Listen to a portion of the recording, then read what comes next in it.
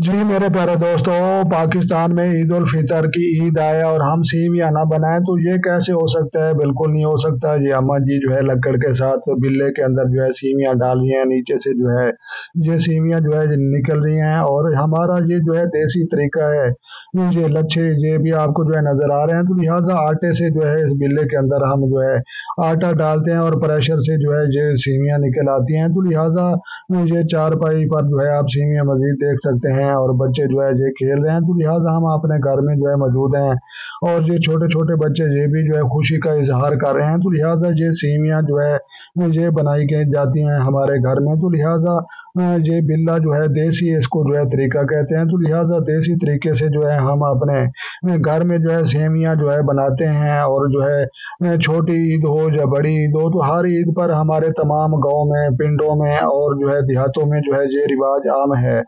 लेकिन शहर के रहने वाले अक्सर लोग जो है ये बाजारी सेवियां ले लेते हैं। तो लिहाजा वो भी जो है ठीक होती हैं, वो गलत नहीं। तो लिहाजा ये देसी गंदम से जो है हम इसका जो है मैदा निकाल कर और उससे जो है ये सेवियां देसी बनाई जाती हैं। ये बिल्ला है, ये इसके अंदर जो है आटा दिया जाता है और पीछे से जो है इसको आगे धकेला जाता है। ऊपर ये लठ आपको नजर आ रही है, इसको गोल गोल घुमाया जाता है और ये प्रेशर के साथ जो है नीचे से जो है ये सेवियां निकलनी शुरू हो जाती हैं।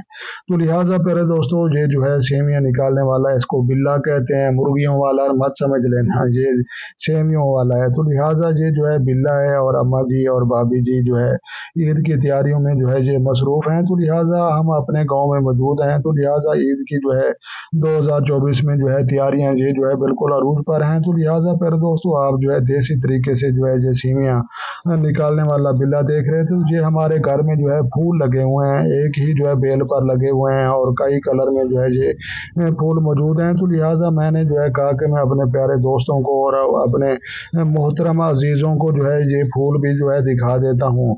तो लिहाजा ये गुलाब का फूल ये भी जो है इधर लगा हुआ है और इसकी खुशबू जो होती है बहुत ही ज़बरदस्त होती है।